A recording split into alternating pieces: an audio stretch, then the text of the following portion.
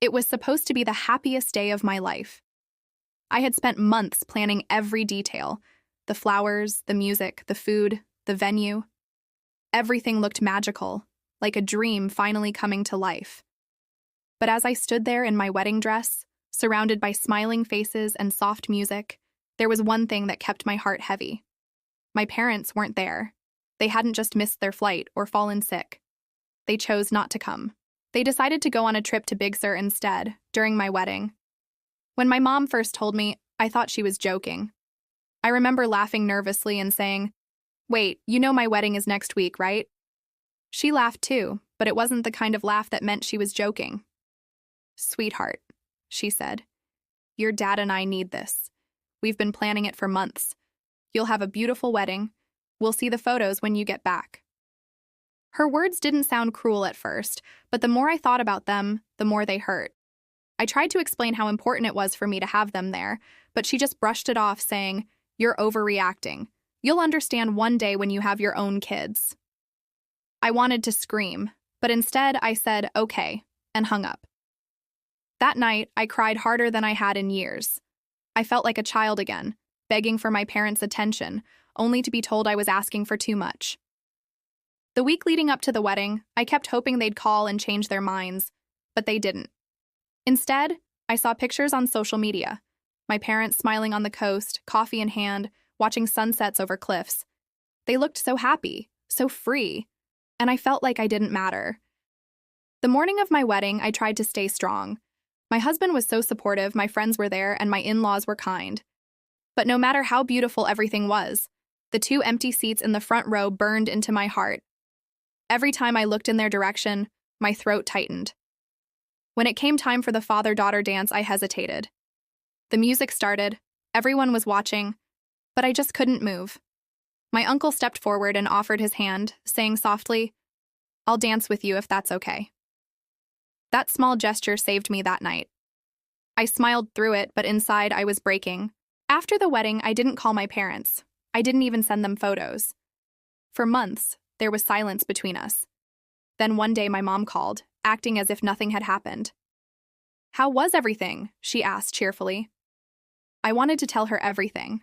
How I had cried before walking down the aisle, how I had wished for them to walk through the door even in the middle of the ceremony. But instead I just said, it was fine. That night, I realized something. I had spent so much of my life chasing their approval, their attention, their love, and I was done. I wanted to do something meaningful for myself and for others who had felt the same kind of emotional neglect. So I started a small charity project. It was simple at first. A few volunteers helping kids from broken families, mentoring them, giving them the kind of support I wish I'd had. When I shared my story anonymously online, something unexpected happened. It went viral. Thousands of people related to it. They talked about how they, too, had parents who weren't there when it mattered most. Some wrote about forgiveness, others about pain. The response was overwhelming. Soon, donations started coming in, and we expanded the project into a proper organization. I called it the Second Family Foundation, because that is what it felt like. A place where people could find the love and support they never got from their own families. In less than a year, we had helped hundreds of kids with therapy programs, scholarships, and mentorship.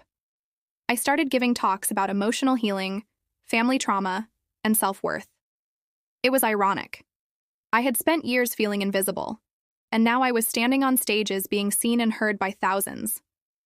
Then one morning, I opened my email and froze. It was from my mom. She had seen a local news segment about my foundation. She said she and my dad had watched it together and cried. Her email was long, full of regret. She admitted they'd made a huge mistake. She said, "We thought you were so strong that you didn't need us. We told ourselves it was just one day. But we didn't realize how much that one day would change everything." I sat there reading it over and over. Part of me wanted to delete it. Another part of me wanted to cry. They had finally realized what they had done, but years too late. She ended her email with, "We want to see you. We're sorry. We'll do anything to make it right."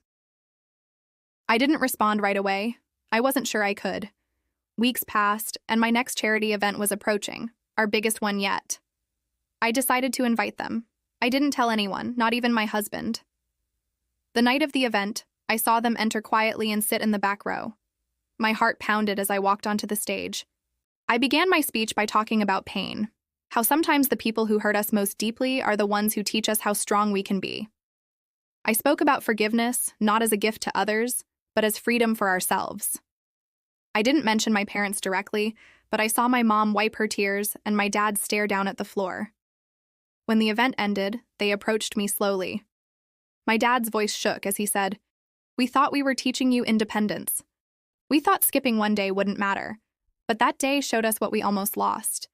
You didn't need our approval to be amazing, but we should have been there to see it." My mom couldn't stop crying. She hugged me and whispered, "We're proud of you. We just wish we had shown it sooner." That moment didn't erase the pain, but it did something else. It brought peace.